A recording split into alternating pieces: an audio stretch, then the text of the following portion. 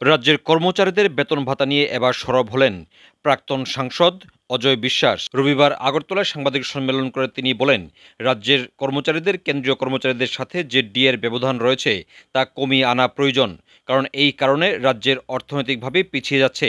পাশাপাশি ফিক্সড পেতে যে শিক্ষক কর্মচারীদের নিয়োগ করা হচ্ছে তার বিরুদ্ধেও এদিন সুর চড়িয়েছেন তিনি বলেন, যদি কোনো ধরনের ফিক্সড প্রথা না থাকে তাহলে কর্মচারীরা প্রথম চাকরিতে জয়েন করার পরই প্রায় ৫০ থেকে ৫৫ হাজার টাকা তাদের স্যালারি হতে পারে, যার মাধ্যমে রাজ্যের অর্থনীতি আরও চাঙ্গা হবে। পাশাপাশি কর্মচারীদের স্বার্থ সম্বলিত বিভিন্ন বিষয় নিয়ে বিস্তারিত আলোচনা করেছেন প্রাক্তন সাংসদ অজয় বিশ্বাস। এই টাকা দেওয়ার ক্ষেত্রে যেটা হচ্ছে যে মধ্যবিত্ত টিচার কর্মচারী যেহেতু তার বেতন পায়, তাদের বেতনটা তো সবগুলো দিলে পরে টাকা চলে যায়, কিন্তু গরিবকে তো দেওয়া যায় না। গরিবের ক্ষেত্রেও সেন্ট্রাল গভর্নমেন্ট আপনার যে রেগা করেছে, রেগায় সেন্ট্রাল গভর্নমেন্ট প্রতি বছর আপনার ৮৬,০০০ কোটি টাকা ব্যয় করছে। তাহলে ওদের দারিদ্র থেকে মুক্ত। কিন্তু বাজারকে যদি আরও ভালো করতে হয়, ডেভেলপ করতে হয়, তাহলে শিক্ষক কর্মচারীর হাতে মিডল ক্লাস। কিন্তু এখানে দেখা যাচ্ছে ৫৫% ডিএ সেন্ট্রাল গভর্নমেন্ট দিয়েছে এখন অবধি। ডিএটা কি? ডিএটা হচ্ছে যে যদি কর্মচারীদের এখানে দাম বাড়ে জিনিসের, তার ক্রয় ক্ষমতা কমে যায়, তাহলে ওই ৫৫% দিয়ে যে তার ক্রয় ক্ষমতা যে কমে গেছে, ওই ৫৫% দিয়ে ক্রয় ক্ষমতা আগের জায়গায় নিয়ে গেছে। বেতন বৃদ্ধি না, আর পে কমিশনের বেতন বৃদ্ধি, ধর্মচন্দ্র বেতন বৃদ্ধি করে।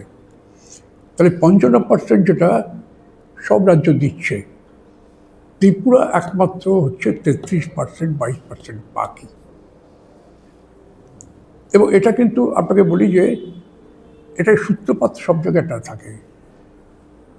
মানিক সরকার যখন মুখ্যমন্ত্রী ছিলেন, হাইস্ট ডিএ বাকি ছিল ৩৪%। এটা কিন্তু সিপিএমকে আমি বলছি না, মুখ্যমন্ত্রী। অথচ পশ্চিমবঙ্গ এবং কেরালায় যে বামপন্থী, সেখানে তো থাকে না। ২ নম্বর হচ্ছে টেট পাস করে টিচার, ভালো টিচার আনতে হবে, ক্যালিবারযুক্ত। আগে বেতন ছিল টিচার আর ক্যারানির সমান বেতন ছিল। এটা হচ্ছে ১০ম পে কমিশন।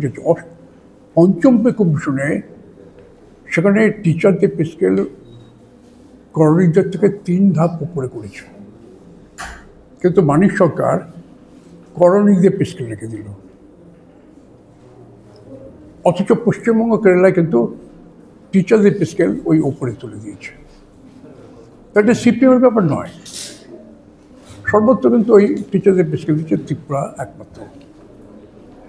থার্ড হচ্ছে, এতেও না, করোনার সময় যে টিচারদের পে স্কেল দেওয়া হয়েছে, সেই টিচারদের পে স্কেল ৫ বছর টেট পাস করার পর ৫ বছর ফিক্সড থাকতে হবে অর্ধেকে।